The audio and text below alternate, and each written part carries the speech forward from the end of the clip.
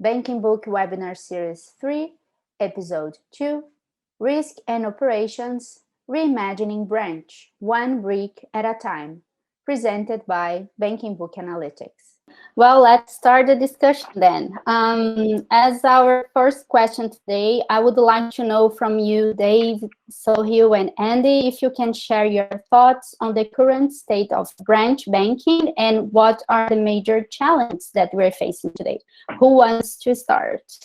Yeah, I'll kick it off if Dave, if that's okay with you. Yep.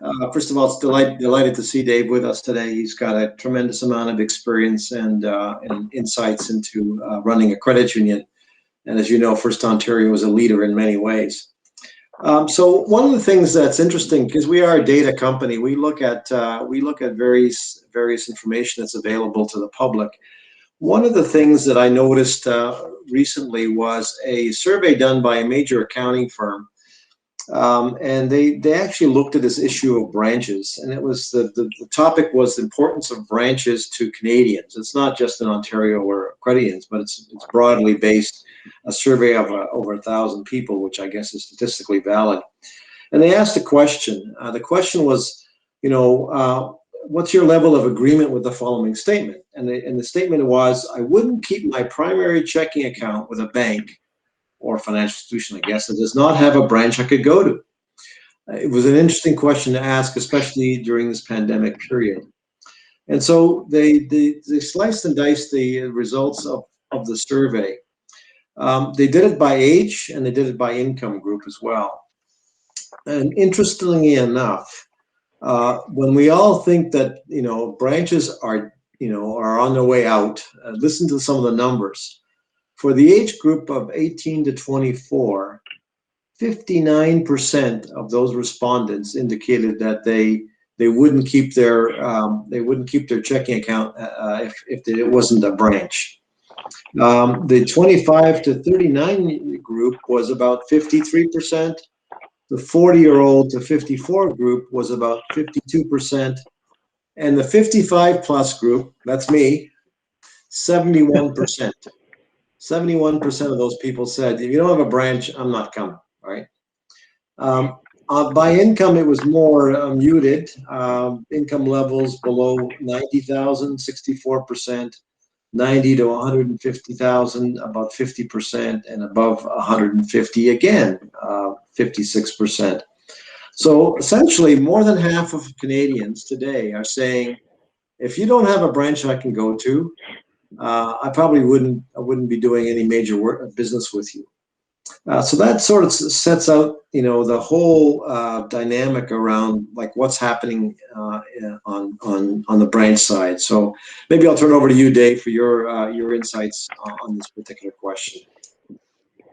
Thanks very much, Andy. And certainly, I'm not surprised by the results of that survey, because I've seen other surveys that provided similar results.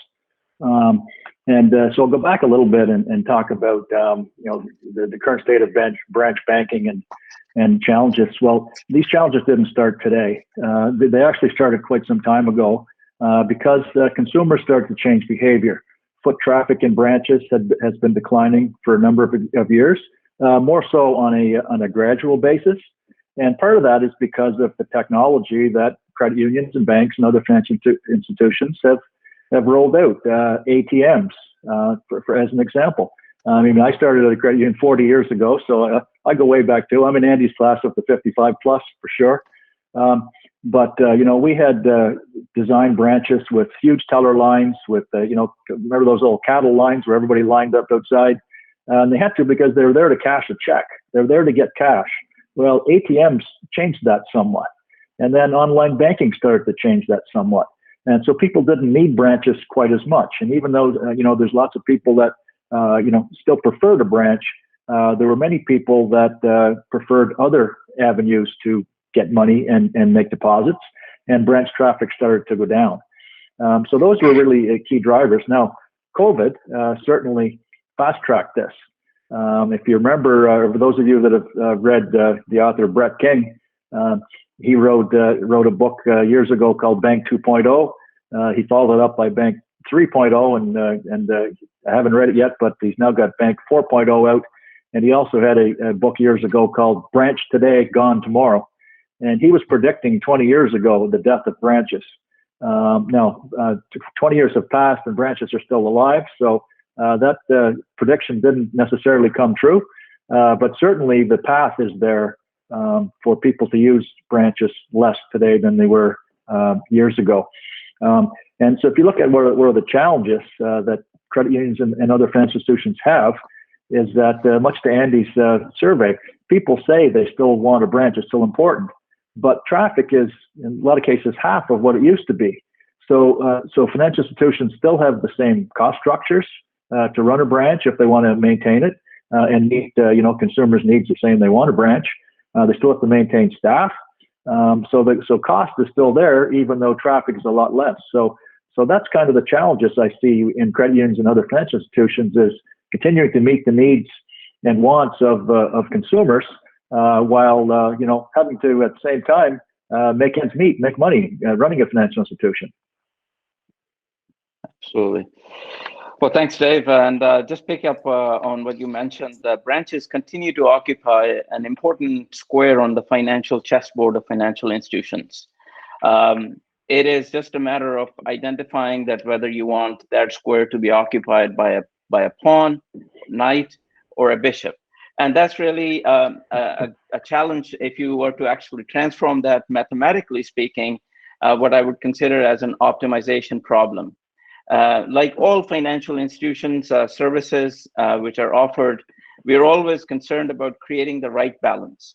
So yes, there is, of course, a desire to continue to have the branches. And yes, there is, of course, a sociological experience that we have associated ourselves with, inherently speaking, that we would like to enter a branch, or we would like to be able to see a branch, so that we would consider that our money is in safe hands. Yet at the same time, as you've mentioned, that there's a drop in footfall. There are different alternatives available. There is, of course, increasing competition, not just from the banks, but with fintechs as well. And there are different avenues that are emerging in terms of available channels. So the question then becomes for financial institutions is to realize and recognize that the branches are not going anywhere.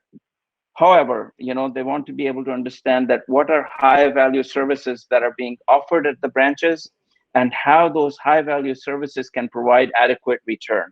And then identify that what are the low value services which can either be transformed into a digital channel or completely attrition. And perhaps, you can create a shared services pool or other avenues which can offset the high costs associated with those, so that a branch could actually emerge as a profit center. Right now, a lot of the financial institutions are struggling to identify the role that the branches are going to play going forward, especially during these COVID times and in post-COVID times as well. So this predicament needs to be addressed not just on an ad hoc basis in short term, but also strategically speaking on a go-forward basis, so that the financial institutions and those who are sponsoring these institutions are able to identify with the returns which are commensurate with high-value services. I think you're making an excellent point, Sohail, on this whole issue of the role of the branch. The role of the branch used to be the primary delivery mechanism, the channel, right? It's changing, obviously. As Dave pointed out quite correctly, what we're seeing low-value transactions being digitized far more than in the past, especially over the last year or so. But the question then becomes so if that's happening, what role do branches play in the future? Do they still have some high-value transactions that have to be dealt with in person, or can you do some of that online now, given the new technologies? I don't know, David, you've got some ideas about that, I'm sure. Yeah, again, I'm certainly pro-branch, but I'm also pro-bottom line and pro-member service.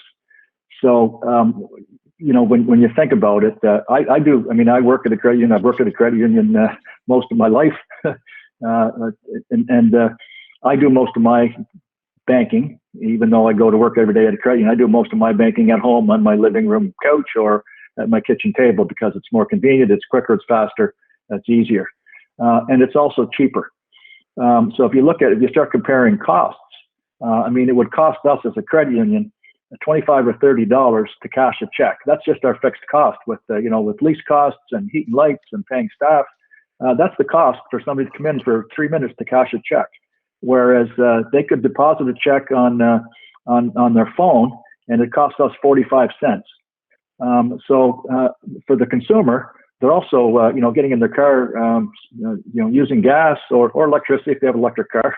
Either way, it's taking their time and convenience to go somewhere to do something that costs the financial institution, a lot more than it does by sitting home and pay 45 cents to cash it on your phone or deposit on your phone.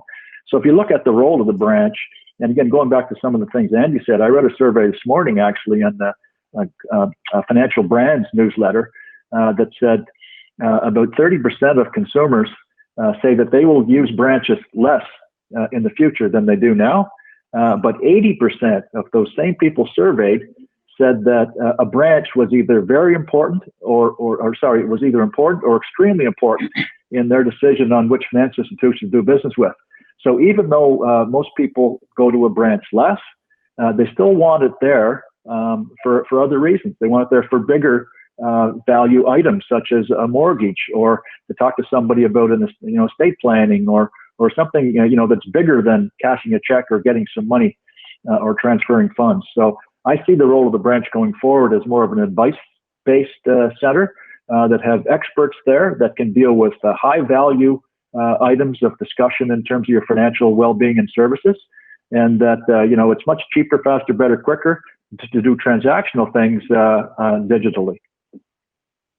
Just if I could just pick up on your point, Dave, and back to that survey that I talked about earlier, that when they looked at the 25 to 39-year-old group, 71% of those respondents said they would be willing to limit their use of branches to avoid fees or earn higher interest.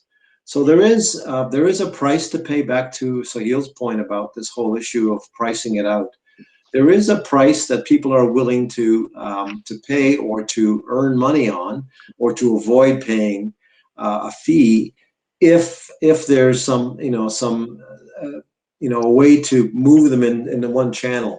And to your point, I mean, it's a hassle getting in your car, as you say, driving over and so on. Especially over the last year, it's been very, very difficult for people to get out and do that. So the question then becomes: are there incentives? Are there incentives that credit unions could use to push low-value transactions into the digital channel and only deal with people at the branch level when they have something important to do that doesn't cost the credit union a whole lot of money? Yeah, I mean, I'll jump in there quickly. Just I know Sohail has something to say there as well. But if it costs us 45 cents to accept the deposit of a check as opposed to $25 or $30, then ultimately we have to pass that savings on to the consumer, to the member, in some manner, either in better rates or in lower fees. Otherwise, it just doesn't make sense. So that's a quick answer to your question. Is you're right, Andy. We do have to pass those savings on in ways of adding more value to our members. Yeah, I like to chime in here. I think let's just sort of, perhaps identify the service offering at the branch level, and identify which service offering is considered as high value, and identify which service offerings are considered as low value. So from the perspective of high value services that are offered by branches, and I'm talking current state, we're looking at deposit gathering as an important function of branches, and that, of course, is changing, is altering. Now we have OCR technology. We can take a picture of the check and make a deposit. Nobody's physically carrying cash these days. And then to your point, Dave, wealth management, estate planning, being able to access expert advice continues to become sort of an anchor for branches. But then on the flip side of it, we still have a lot of low value services which are being conducted by branches, such as, teller services. To give you some data on teller services, a study that was done recently, it says that a typical branch would require at least 5,000 teller transactions on a monthly basis for it to be profitable or to justify the presence of a teller, right? Then the branches also function as distribution centers. So, if you and we recall when we were doing the underwriting of loans, a lot of the times, branches would be our post box, for disbursement of loans, and they continue to perform that role, right? But there is really, from a functional perspective, you don't really need to have any physical presence there. Then, there's branches have also played, at least, in developing and economies where you can go and pay the bills and so forth, but that role is increasingly diminishing. Then we have branch acting as a social engagement or a community engagement center, and that role still remains to some extent vital. And I think that brings us to another important point, that from a credit union perspective, what is the mandate of branches and how does it compare with the mandate that the bank branches have? Is there any subtle difference here, or is it almost the same? What are your thoughts there? Well, I'll chip on that one first. I think our mandate is very different in terms of why credit unions exist in the first place. And I'm not here to bash banks at all, but there's a reason why credit unions were formed 100 years ago. It's because banks weren't providing that level of service, and particularly effectively and efficiently in terms of costs and fees to the general population. So credit unions were born out of that. So I think that still exists today. Credit unions, as I think I'm talking to the converted here, and most of the audience is that credit unions are community-owned financial institutions. Profit is not our main motive. We know we have to make money to keep the regulators happy, guarantee our deposits, and grow our operation for our members.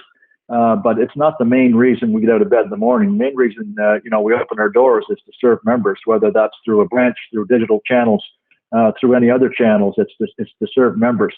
And so branches, I do believe, even though people will use them less and are using them less, still have a place in the community because we are a part of the community. We're building the community. We're hiring and paying people in the community. We're using our branches in some instances for reasons other than transactions, such as providing home buying seminars in an evening on a Saturday that people will come, wealth management or retirement seminars where people, 20, 30 people we had at a branch a couple of weeks ago at a retirement seminar that we brought in experts to talk about estate planning and things like that. So since you have the branch anyway, you might as well use it for other reasons in the community that your members and other people in the community see as of value. I totally agree with you, Dave. My credit union, the credit unions I belong to, all of them, their branches serve as community hubs for various purposes. I remember when I was a kid going to the credit union before I became an employee and the CEO to go to school, because they had enough space upstairs for historical ethnic schooling for kids of the immigrants and so on. So they served that need, and they still continue to do that on a regular basis. So that's clearly one of the footprints that credit unions use the branch for. On the bank side, though, the banks are very, very keen on identifying, as Sohail has mentioned, where the costs are and trying to minimize those costs. So you'll notice that in many situations, the banks have actually either completely shut down branches in small communities and moved them to larger ones to consolidate the branches. They've cut back on the number of staff. They've done some very, very effective and efficient things to minimize the cost of the branch and to equalize that equation that Sohail was talking about. How much does it cost? Can we afford it? If it's not making enough money for us, or if it's not at least breaking even, then why do we have it there? And that's a completely different reason for operating an organization than, as you said, Dave, a credit union. Credit unions are in the community because they are part of the community. And so I think comparing bank branches to credit union branches is a sort of a bit of apples to oranges comparison. You've got to look at it in the context of the mandate of credit unions. And I think that's another reason why branches for credit unions continue to be an important channel for credit unions going forward, and it will continue to be so. And the gentleman that wrote that book, I read it, and he's absolutely right. For certain types of organizations, there will be no branches. But for credit unions, I think it's going to be a long, long time before we see credit unions closing their branches down. Yeah, I think another, when you look at demographics, millennials and Gen Z, they obviously grew up with computers. They grew up with the internet. I've got 3 daughters, and they don't remember life without an internet. One came along after the internet anyway, so there was never life before the internet for her. So they can Google things. They can find answers for things in a flash before we can look for a book to look it up. They have the answer for us. But even though they will research decisions they make, they'll research financial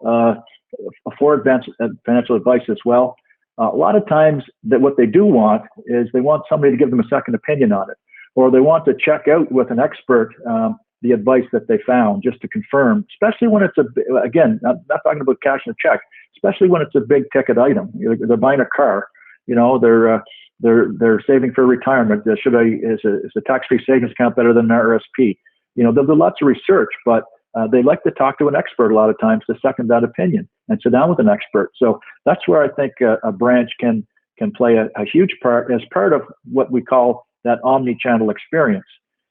So it's not digital only, it's not branch only. It's all of those channels combined. And the funny thing is, in surveys of satisfaction of people in their banking, those that have belong or do their business on a digital basis only are the least, they say, they're the least satisfied of all banking customers. So even though somebody would say, "Oh, I never go to a branch, all I do is digital banking," but then when they fill out satisfaction surveys, that group is the least satisfied. So what that tells me and should tell others is that a branch is important. Digital channels are important. They're all important, but not one over the other. It's a combination of all. That's a great point. And we have a question. Maybe I'll read it out for the benefit of everybody. Thanks, Jim, for the question. We really didn't address how to entice members to go digital for low-value services. Any ideas? So, Sohail, maybe I'll turn it to you first, then Dave. Yes, that's a very interesting observation, Jim. And as Dave and Andy were speaking about the presence of branches and considering that branches are omni-channels, I pulled up some data just to give you an idea as to, and it's a good segue to your question that, we're looking at the efficiency ratio for branches for credit unions. And for Ontario credit unions, the efficiency ratio is around 83%. Now, let's just compare that with the banks, Canadian banks. That is around 67%, so that tells us it's about 16% higher than the Canadian peers and banking side. And if you actually move south of the border, the US banks, their efficiency ratio is around 60%, and this includes the regionals and the super regionals as well, including the national banks in the US. Now, with that as the backdrop, of course, there is a very strong business case to actually entice the members to go for a digital experience, and especially for the low value services. I personally think that the improvement of digital experience at the credit unions require some analysis of what kind of investment is required to be able to get at par with what the banks have done. And quite frankly, the Canadian banks have been investing significant amounts, all the way from robo-advisors and the wealth management side, as well as financial planning side, to to some of those which are really low value, such as getting on the phone and perhaps ending up waiting 30 minutes to get yourself answered. But that is of course been going on, and there is a significant effort from the banks. I personally think that this journey that the credit unions would like to embark upon could take some additional time and perhaps some education at the level of members, and especially in certain demographics, such as perhaps the senior demographic, understanding that what tech is available and how that tech can be used. To give you an idea, I think first things first, we need to understand what are the low value services. And then we need to understand that what channels can be used from a technology perspective to actually create alternatives for those low value services. And then perhaps creating that communication with the members, and perhaps providing them with the understanding that these low value services are going to actually allow you to save time and in turn help us save money, which will then be, of course, become a member's equity at the end of the day. So I think that information and investment is something that the credit union need to undertake, credit unions need to undertake and bring to bear, for their members. Randy? I'll ask David to comment on that first. I have some ideas as well, but go ahead, Dave. Sure. Thanks, Andy. And to piggyback on what Sohail said as well, what we look to do, and I think what other financial institutions are doing as well, or should be doing if they're not, is to make sure that they're engaging digital savvy employees at their branches so they can help members understand how to use digital devices, how they can save themselves time and effort and money by using digital devices to do their banking. We should, again, and also I know I'm repeating myself from a little while ago, but we also should be passing these savings on. So if it's if it's 45 cents, again, I'm using real costs here. So if it's 45 cents to do a deposit on your phone and $25 at the counter, well, then we should be incenting members financially to use to make deposits over the phone with lower fees, better rates, things like that. So again, if we don't help members make decisions by our pricing, then we have to accept that they're not going to make the decisions maybe that might be in their best interest and our best interest. So credit unions and banks but have to be, in my opinion, part of the solution by being proactive on this. And now I know some, and I've talked to some, that they don't want the digital age to come, and they're kind of being mum or silent on it, and just hoping that their members may not hear about all the digital devices and features and benefits, and so they'll be immune from it. But that's not going to happen. What's going to happen is they're going to start banking somewhere else if you don't have those digital technologies. And just to add to your comments, David, I think you're absolutely right. What I'm going to predict is that at some point you're going to have what I call a digital customer that's entirely digital, and they will have a special deal. So if your credit union is charging whatever dollars a month for service fees or for account management or whatever, it's either going to be free or a very minor amount if you're fully digital. But if you want to come in and start paying bills and so on, I think the reality of it is that's going to be an additional cost of some sort. And I think that's the only way that people are going to start moving to that framework that we want them to. And there's nothing wrong with that. I think part of the problem I think with credit unions has been over years and years and years, and other cooperatives too, is that everybody thinks that just because you're a cooperative, you have to treat everybody the same. And nothing in the cooperative principles, as far as I can see, say that.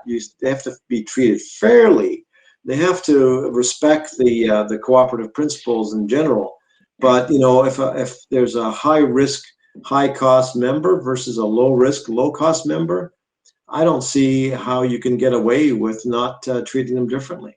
And I think that's a conversation Andy, that boards and management. Andy, I agree 100% with you on that. And it's a definition of what fair is. Because I'll give you another example. It costs us about $6 for a member to open an account online. So we have a full end-to-end online account opening. It's about a $6 cost to us. Most of that's platform costs. For a member to come into the branch and open an account, it costs us about $220. So why should those members be treated equally in terms of costs?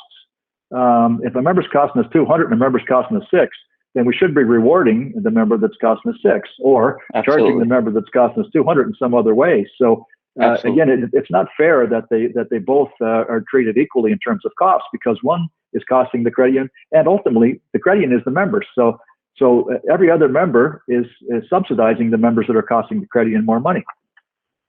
Well said. Great. I'd like to actually share some data just to staying on Jim's point. Jim, as a result of COVID and the digitization that the general population, including the demographic that is served by the credit unions, we've seen increased use of digital channels. Just to give you some idea there, that greater than 55 demographic, there was an uptick of 28% in post-COVID with regards to the adoption of digital channels. 35 to 54 segment, there was an uptick of 37%.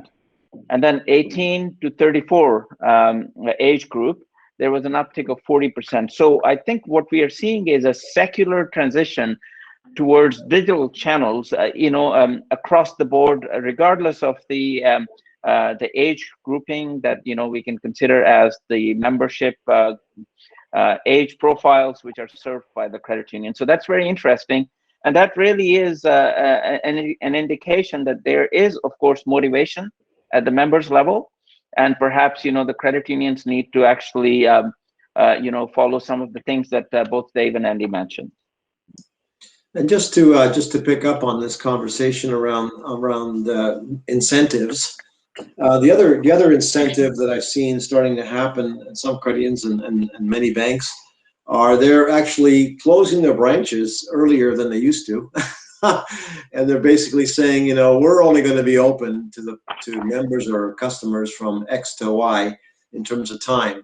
And my prediction there, of course, is that, again, just to Dave's point about keeping the cost low, I think you're going to start seeing smaller branches, more boutique type branches that have got a focus on very complex transactions, but you're going to have to make an appointment. Otherwise, you're not going to come and see that. So if I can tell you from personal experience, I was dealing with an estate, and I had to go to the bank. I had to make an appointment 2.5 weeks beforehand to see somebody. They are doing that on a regular basis now. Basically, they're saying, any other transaction, you're going to do it online. But if you want to see somebody, make an appointment, we'll come in, COVID or no COVID, that's what they're doing. So I see that as a trend too. That's great. And there's really, when you think about it, is there a dentist around that you could drop in on a moment's notice and say, I need a tooth filled, or is there a doctor that you could notice a moment's notice and say, I need an x-ray? You need to make appointments almost anywhere you go. Otherwise, if staff are just waiting there, hoping somebody will come in and ask for something, then our costs are way too high. We can't afford to have people waiting around for somebody to come in and ask for something. They need to be doing things. Well said. So I don't know if, Jim, that answers your question. I hope that gives you some ideas about what others might be thinking about. Great. So we wanted to talk a little bit about one other sort of area that's of interest, and Sohail, you touched on it. The question is really about how do we assess branch profitability and performance. I know you had some thoughts on that. Perhaps you could share them with the group.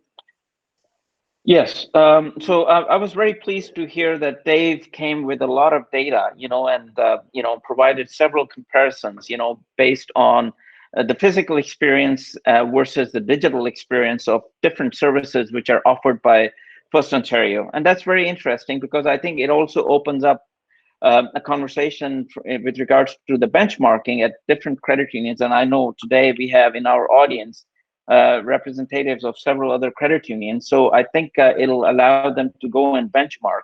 So from the perspective of looking at what kind of metric can be used to determine the sort of the profitability or the return, as a better word, from branch experience. And we look at, again, from an analytical perspective, we need to look at the service offerings at the branch level, and then be able to actually identify the channel's profitability. purely statistically speaking, this type of activity is very difficult to be captured. Either you need to look at the data based on activity-based accounting, or you need to look at data identifying that, what profitability metrics are available. So I can share some thoughts with you on that, Andy.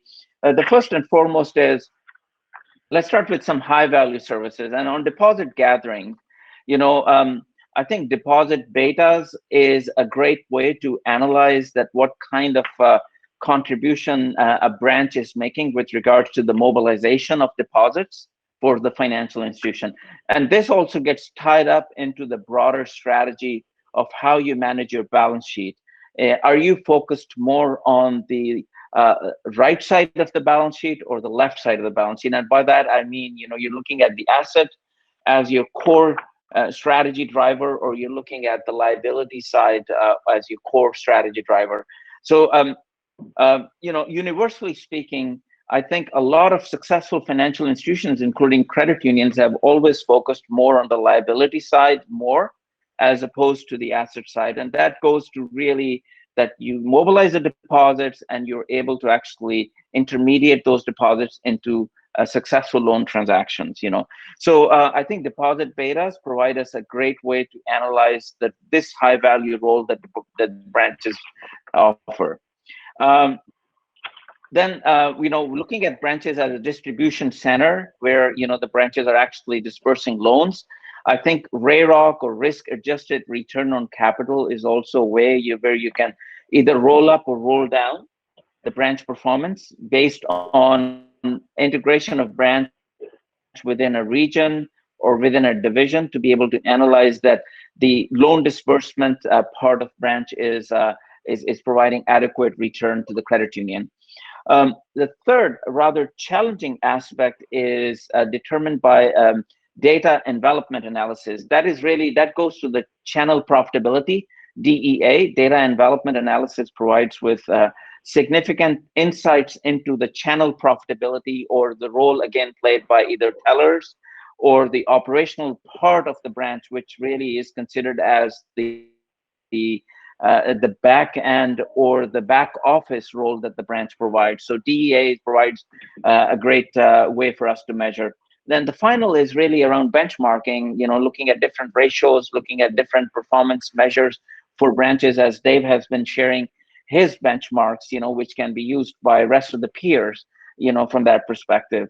I just want to take one more second of your time, Andy, and that is around data envelopment analysis. So here at BBA, we have Branchscape, which looks at the holistic performance of branch and its contribution from a return perspective. And we call that a Branchscape software application, which is, of course, is something for which, I've already been talking to Dave on a couple of times, but, that could be a great fit as well, to be able to analyze and understand the profitability of branches. That's great. Integrates all these. Dave, any insights on how your credit union looks at branch profitability? Yeah, it's been an age-old question, and a struggle in some respects, because you could have branches that are in very diverse areas. For instance, we just renovated a branch in kind of a retirement community. So if you judge that branch based on loans, there's not a whole lot of loans coming out of that branch, but there is a lot of deposits. So if we can pair that with a branch in an area of younger families that are taking out mortgages and buying new cars and things like that, then all of a sudden you've got a good match. But each of those branches may not survive on its own without the other. We do a lot of benchmarking as well, as Sohail talked about, and both from the number of transactions that a branch or an ATM, even for that matter, has to make in order to break even and turn a profit. And we have to find ways to make a decision whether if the transactions are lower than are profitable, then are there ways we can ramp up those transactions, either teller transactions or ATM transactions, or do we have to make the hard decision that maybe this is just not a good position today for that branch, because if there's not enough transactions, it means people don't have the need for it in that area. And again, we can't just do the same old and expect different results. we've got to, take the information, make good decisions based on the information that's in front of us. So, Dave, on that point, though, you make an excellent point, and it sort of speaks to Sohail's point about, data. Is it loans or is it deposits? When you look at branch locations, how big of a factor do you think profitability is part of that analysis? And when you do make that decision, do you go back and back test it to make sure that what your assumptions were are sort of coming to fruition? Yeah, again, a great question. I mean, this could be a whole hour topic on its own. But if you look at how branches have transformed, just go back, and not too many years ago, credit unions and banks were building 5,000 square foot branches. Now they're 1,500 square foot branches, and can do everything that the 5,000 square foot branch can do at a whole lot less cost. And then branches were being built years ago on, we used to look at kind of the people's pathway, their daily pathway. Build a branch where they work, or build a branch where they live, or build a branch where they play, and you'll get lots of traffic because they have to go by those areas on a daily basis.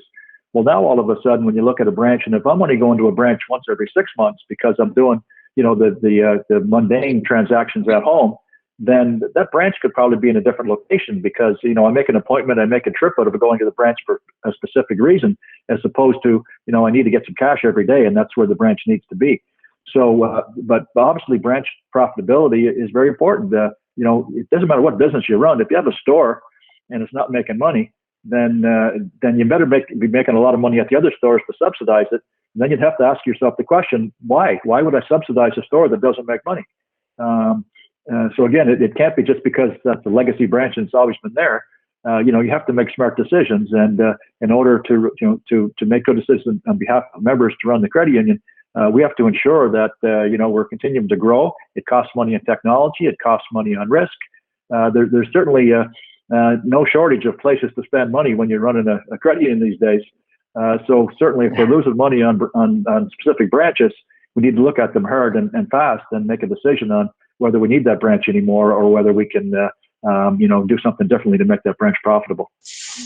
Well, and that's, I think, a part of the challenge for many credit unions, the legacy credit unions in particular, where they've had a branch in a certain location for many, many years, depending on the obviously on the credit union. But in some cases, those buildings are owned by the credit union. They've been there. As we talked about earlier, there are other community events there and so on. So when things change, as you suggested, travel patterns change, reasons to go to the branch change. How do you get out of fairly expensive real estate / leases and sort of rejig, your portfolio of branches to something that's a bit more productive and perhaps more efficient? Well, it's again, sometimes they're tough decisions, and I'll share a little tale out of school. And FirstOntario, I mean, we had one of those decisions to make in the last year during COVID. We had a branch that wasn't really profitable, and we kept it open anyway because it was there. But then COVID hit, and in fact, we had to shut it down for a while because it was in a mall. And then all of a sudden we look at, it's a good time to make a hard decision. This branch isn't really needed anymore. We have branches a couple of kilometers away. We don't really need it anymore. And then when you look at the lease, we have 2 or 3 years left on a lease. Conventional thinking in the past might be, well, let's wait till the lease is up. Whereas, let's try to sublet it or even eat that lease. So even though it's not nice to pay rent or lease payments on something you're not using, at least we're not paying 8 staff members, and we're not paying for all the other expenses that we have in running a branch. Because it's just losing, spending $1 in lease payments to lose another $1 in a branch that's not profitable. So we have to make the hard decision to, eat some money in the short term to save some money and make a better decision for the credit union long term. Well, as a former CFO, it brings tears to my eyes when I hear people like you talking about that, Dave, honestly. Sohail, any thoughts on that question before we go to the next area of discussion? No, I think, in the interest of time, I think Dave has been very eloquent. So let's just move to the next one. Thanks. Okay, so here's a really loaded question for us to think about. given what's going on, what's the difference between the pre-COVID and the post-COVID scenario that we're going to experience now? How does the digital channel change the channel here? What do we expect to see given what we've seen so far? Dave, any thoughts? Well, one thing, there's a few things actually, but I don't think cash is really going to come back much. I mean, who uses cash anymore? Just look around the room. I had $200 in cash in my pocket about a year ago, and I still have some of it left. And there's a good reason for that. Number one, we don't need it because you can tap just as easily. You don't have to carry cash around. Businesses don't want your cash anyway. They want you to tap because it's expensive for them to maintain cash, deposit it, and have cash on hand. So they don't want your cash, and it's dirty. It's funny to say this in a pandemic, but we knew this for a long time. Cash is about the dirtiest thing you can handle. There's viruses on cash. There's germs on cash. Why would you want to handle all those germs and viruses when now that we know we don't want that stuff? We want to protect ourselves and keep ourselves safe. So personally, I don't think cash is going to make a comeback. I think it's going to continue to deteriorate. Really, you don't need cash in your life. You have other means to pay for things and get things. It's like I mentioned that 45 cents on to cash a check. It also costs us 45 cents when a member sends an e-transfer. Now, I mentioned years ago, you have to get somebody money. You're going to do a wire, you're going to write a check, and then you have to mail it. It takes 3 or 4 days to get there. Then the check has to clear. The time and the effort and the money to send money by check, when you can e-transfer it for 45 cents. And it only costs 10 cents for us to receive an e-transfer. So again, that's one of those things that COVID, the death of cash has been fast-tracked during COVID. I don't think that's going to stop. I think some things are going to open up a little more. I think there will be more appointment-based services rather than just drop-ins. I think COVID has woken everybody up to that one. And I think branches, as we've been talking about this whole hour, will be rationalized. Where do you really need branches? Where do you don't need branches? And how can we continue to help our members use those digital services to make their life more convenient? Like I'll just throw a couple other things in there. I think post-COVID, people have realized a whole bunch of things. First of all, I think they've realized that the digital channel is not as scary as it looks. I know my cohort, to your point earlier, Dave, that what we really need is people at the branch or at the credit union who can explain how to use these very, very effective and simple tools. What's stopping you from doing that? Well, training, right? Being trained on how to do it. And then you can redeploy those people to do something that's more helpful, meaningful to the membership, as opposed to dealing with simple things, right? So that's part of I think the conversation that's going to go forward as well.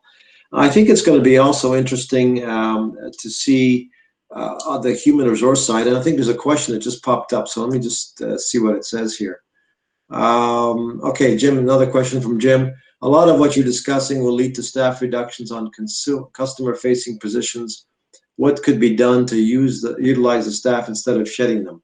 That's where I was going with my point, but that's a great point, because I think what's going to likely happen is we're going to redeploy the people that were doing, I'll call them grunt things, cashing checks and paying bills and so on online, or in the branch rather.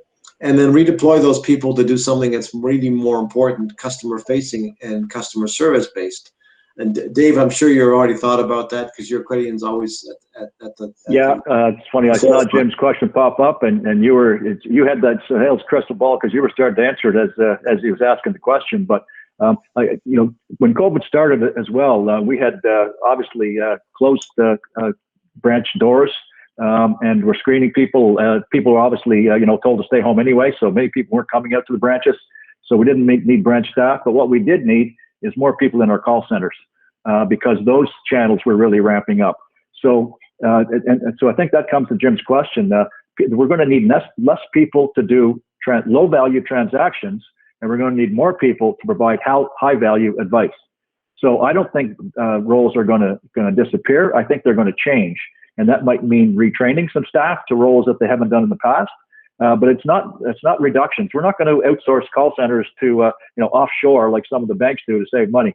We're hiring people in our communities, but their jobs may be a little different than they were yesterday because again, like any business, it's changing. And just to add to your comment, I think the big plus actually will be enhanced training and development for staff people. So they'll have more interesting jobs, more skills, especially on the technology side. Mm-hmm. I see a whole new generation of credit union staff that are going to have all kinds of additional resources at their disposal to get better at what they do. And I think again, as we've seen over the years, the quality of the consumer services is going to continue to go up and stay higher than it has for banks. So I think that's a great point. Sohail, we just talked a little bit about the impact of this on staffing levels and the kinds of work that staff at credit unions are going to be doing. So while you're away, so. Any other thoughts, Sohail, from your end on what the post-COVID situation is going to look like? I think between the pre-COVID and post-COVID, the way I look at it, there is an acceleration of different service offerings towards digitization. We are seeing that available technology is becoming increasingly low in terms of its cost and affordability for even smaller institutions. We've seen how DocuSign has emerged as an alternative to physical handling of the documents. We've also seen that initial hypothesis around payments as the only offering which was affected by digitization is now has changed, and now we have consumer finance taking the center stage, where a lot of fintechs are setting the standards in terms of loan disbursements, online adjudication, turnaround periods of less than 24 hours in terms of granting loans and things like that. So I personally think that the focus on creating AI-based and machine learning-based technologies is going to increase as we move forward. And a lot of the investment is going to focus in these areas, especially around mortgages and so forth. So just to give you some examples that, pre-COVID, the S adoption curve was looking at, consumer finance and retail accounts as two viable sort of candidates for digitization. But now we are looking at wealth management and to some extent commercial lending also as an area which is now getting affected by digitization. So the role of branch in terms of becoming a center of technologically advanced activity, I think is going to continue to increase and grow, as David's mentioned.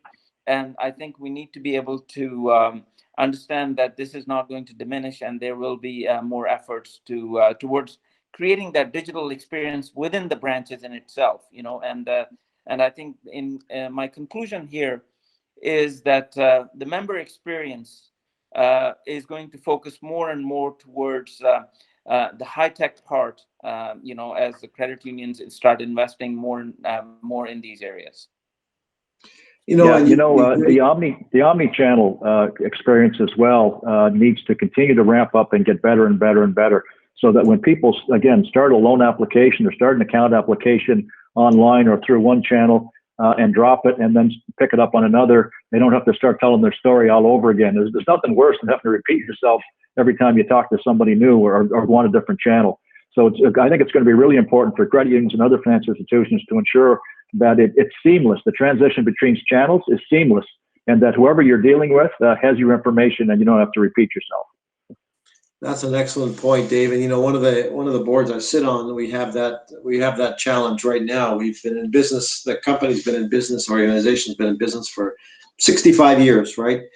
$5.5 billion operation, doing really well, and all of a sudden, this all starts to happen. Sales have actually gone up because now wealth management people do not have to go out and drive an hour and a half or 2 hours to visit a client out in wherever they live. They can organize a Zoom meeting, have the meeting, and have the whatever transactions need to get done in 20 minutes. It's actually quite interesting to have seen how that all shakes out. And of course, the omni-channel, I think once people get more comfortable, I wish I had bought Zoom stock and all that kind of stuff before, but once people get comfortable with this, the question is going to be after this very interesting and challenging time, are people going to necessarily go back to face-to-face interactions every time, or are they going to be comfortable doing this once in a while or sometime or whatever makes sense? And I think that's going to be a really interesting transition from where we are today to the next level. And my prediction is that in those situations where it's a hassle to travel somewhere and to see somebody, you'll be quite comfortable. We are going to be quite comfortable jumping on a call like we're having today and having this conversation electronically as opposed to physically. And that's going to be, I think, a game changer for credit unions, because now they don't have to have the infrastructure that a big bank has, right? We don't have to spend that kind of money. Much more efficient going forward. I see we're sort of running to the end of our time here, Mari. So if you'll permit me, just one quick question, because Sohail, you mentioned it, and I would be interested in Dave's perspective on this. You know, we know that mortgages can be done online. We know that other loans can be done online. But Sohail, you touched on this whole issue of commercial lending being more digitized. Maybe you could just expand a little bit about that and what's your perspective, and maybe Dave has a comment on that as well. That's a very interesting question, and I think this goes back to the initial conversation that we're having with regards to auto accept and auto decline loan transactions. You know, and this really is an outcome of managing the consumer database and be able to understand the risk that they pose to financial institution and make the decisions on an automated basis.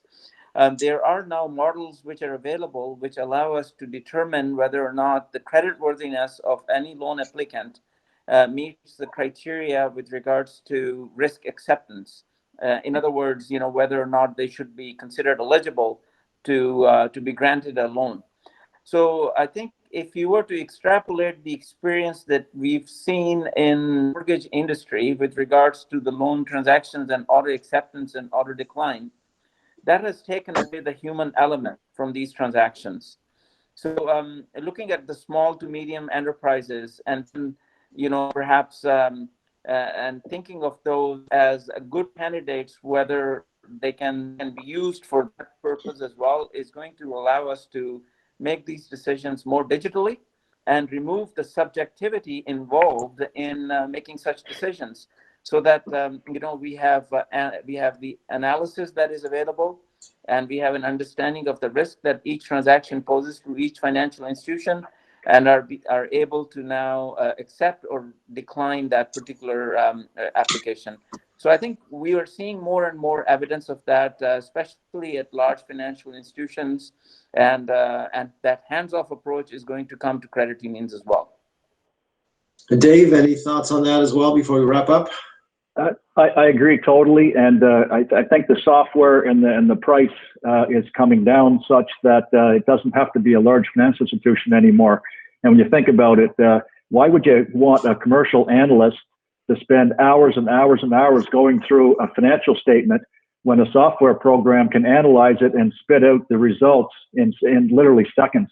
And then that analyst can spend more time on advice and solutions as opposed to going through reports to make a decision on whether an account is creditworthy or not. So again, it's just one of the, you're still going to need people, but people to provide more high value advice, not to do, you used the word earlier, Andy, the grunt work. If we have software programs that can do the grunt work, then it leaves more time for us to spend that quality time and have good conversations, whether it's residential, commercial, it doesn't matter. It's more quality and high value advice and discussions we're going to have with members. Well said, Dave. Thanks very much. So I'll turn it back over to Mary for a wrap up. Back to you, Mary. Thank you. Thank you, everyone. So we are running out of the time. So I believe this ends our discussion here. I would like to thank you, Dave, Andy, and Sohail, and of course our audience today. And just I want to remind you all that our next webinar from the Banking Book Webinar Series 3, Find the Best Deposit Customers When Rates Are Low, will be hosted on September 30th. So thank you again for everyone. Stay safe and see you soon, guys. Thank you. Thanks, Mari. Thanks, everybody. Thanks, Sohail. Thanks, everybody. Take care. Bye-bye.